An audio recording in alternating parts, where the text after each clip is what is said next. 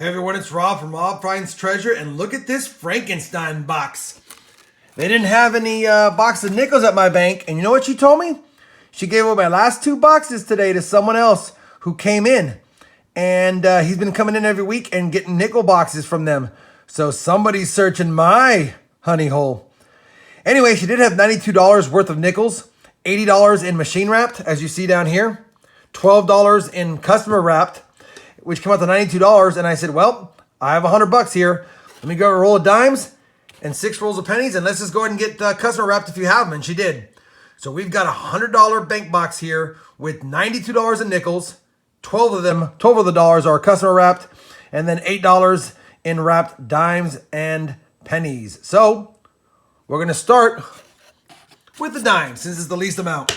And we'll see what's in there. Not expecting anything in one customer wrapped roll, but you never know. Could be lucky, or it could be the rejects of the customer who has found my bank.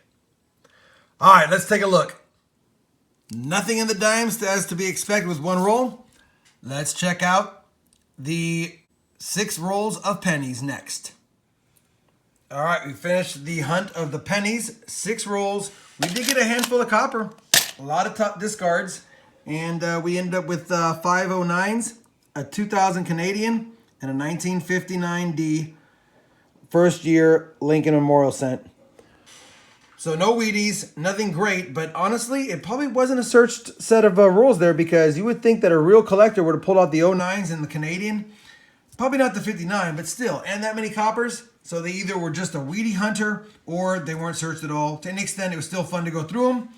Now I've got $92 worth of nickels to go through, and I'm probably going to put these in a different box so that I can have them organized and check the enders. That way I know what roll I am on at all times. I'll be right back when I got them in a new box, and then we'll get to the hunt. All right, guys, we are now on to the nickels. We've got 6 customer wrap rolls followed by 40 bank wrap rolls to make $92 in this box. Obviously, it was $100 with the rest of the change, but we'll still call it a box. We'll see what we get out of this. We'll keep track of it. So let's get to hunting. I'll loop you guys in if I find anything cool. Matter of fact, I'll finish these customer wrap rolls first. Whether I find anything or not, I'll still loop you in. Then we'll get to the bank wrapped. I've already checked all the enders of what I could see, and nothing is awesome, but it's definitely circulated. Let's get to hunting. All right, finished our customer wrap rolls, which leaves us with 40 rolls left in the box. Went through them. We did get 6 from the 60s, and believe it or not, we did get a 1950 AD. So we're on the board with the 50 AD out of the customer wrap rolls. We'll get those into the discard bin. And now we'll go through the machine wrapped rolls. I'll loop you in if I find something cool. Well, other than an ender, this is about the best start you could have. I'm in the first roll. I just laid them out, and the 4th coin in is a buffalo nickel. What's odd is, remember, I took all the rolls out of the quarters box and just randomly set them in there, counting them along the way to make sure I had the right number of rolls. So this could have been the last roll I grabbed, but instead it's the first roll I grabbed after I placed them back in. Guys, that is fantastic. What a great start. And it's got an S mint mark. It's got an S mint mark. Oh goodness, please be an old one. Please have a date. 1936. It's not an old one, but you know what? It's a 1936 S mint mark. I'm going to have to check my records on this, see what the mintage is. Let me do that real quick, and I'll get right back to you. Everyone, I've done a little bit of my research. You know, it's a 36, so it's not going to be worth as much because it is one of the later years, but only 14.5 million of these minted. So that is a good low mint buffalo nickel. And you know what? It's a little bit dinged up, but it's not that bad a shape. And it doesn't matter. I didn't have a 36S in my collection, and now I do. Super stoked. Early in the box, we've already got ourselves a buffalo nickel. Could be a great box. And what the irony is, these are the coins that the teller told me we had to put together because she gave out her last 2 boxes to somebody else who started hunting recently at my bank. Well, sorry, bud. You missed that one. But, of course, he's probably thinking the same thing about what I'm missing in his boxes. Let's get back to the hunt. All right, guys, 23rd roll of the box. Really only the 13th of the bank rolls, but I got to be fair and call it a box. So 23rd roll of the box. And look at this. We've got another buffalo, and this one is toasted. It is toasted. It's about as smooth as you can get.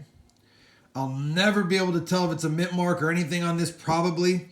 So I'm going to nick a date, not only the date section, but I'm going to nick a date the back section, because at the end of the day, we've got to find out if this, what year and what mint it is for sure.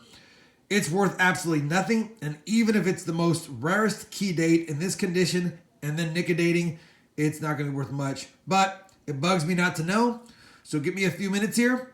We'll get it nickodated and see if I can even pull the date and the mint mark off for you guys. I'll be right back. Okay, guys, I've nickodated it. You probably can see that it's a 1927. And, you know, it's funny. Let's see if I can get a good look at this for you. You can tell right between the E and the C. Let me put this down so I can get a better angle. I know it's hard to see because I'm shaking. I'm trying not to because I'm zoomed all the way in. But it appears as though there might be a D right between the E and the C. Can't tell if it's a D or an S. That's probably the best look you're going to get, guys. It's an S mint mark. 1927S is a key date. Only 3.4 million of those minted. So we've got a 27S here. It's a key date. Of course it's a key date with a key mint. And of course I had to use nickodate on it. 27S. Unbelievable. Only 3.4 million of those minted, and it's in terrible condition. It's not a highly valuable coin, to tell you the truth. I mean, in this condition, I'll be lucky to get a few bucks for it if I were to sell it. It's in terrible shape. But nonetheless, I'll take it. I don't have a 27S, of course, in my collection. I'll need to get an upgraded one eventually. But we'll take it overall, and not too mad about getting a couple of buffalo nickels in the first half of the box. So let's get back to the hunt and see if we get some more. Okay, 24th roll of the box. We got our first 40s coin. I will take it. 1940 Philadelphia. Thought it might be an S with all the S's we're getting lately. So we got a 50s, a 40s, 2 buffaloes, and 3 09s. Let's keep looking. 26th roll of the box, guys. It's starting to heat up. We got a 47 here. 47 Philly. We will take it. Let's get back to the hunt. 37th roll in the box. We got ourselves another 40s coin here, guys. A 1949 D. We'll take it. It's our third 40s to go along with 4 50s and a couple of buffaloes and 4 09s.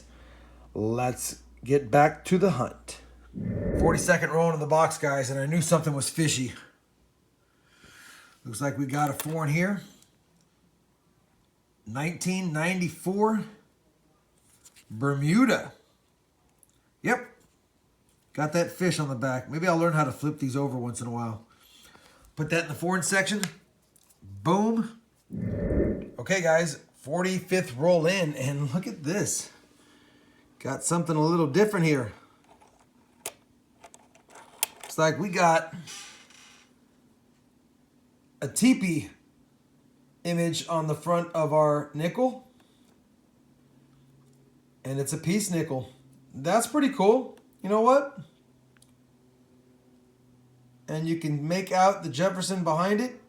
So I'm going to pull that aside. I kind of like it. That's pretty cool. If you've seen one like that before, let me know. That's the first time I've seen a nickel or any coin with a full graphic affixed to the front. Anyway, I thought it was a cool find. Let me get back to the hunt. 46th roll of the box. We got another 40s coin.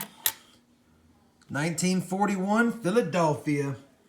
Put that in here. That makes 4 from the 40s to go along with 5 from the 50s, 2 buffaloes, a foreign, 5 209s, and a cool TP one. Roll number 49, and it produces a 39. What is the mint mark? I'll tell you, we just pulled out a 53S. Doesn't mean anything, but Nice to see a 53S. No mint mark. No mint mark. Just another 39 Philadelphia. But guess what, guys? We got a 39 coin. So now we got 2 Buffaloes. Coin in the 30s. 4 in the 40s. 7 in the 50s. 4 in 509s. A nice design. And let's get back to the hunt. Finished another nickel hunt, everyone. We had 73 in the 60s. Again, 509s. One of them I'm going to toss back. Cool exotic find. I love it a lot.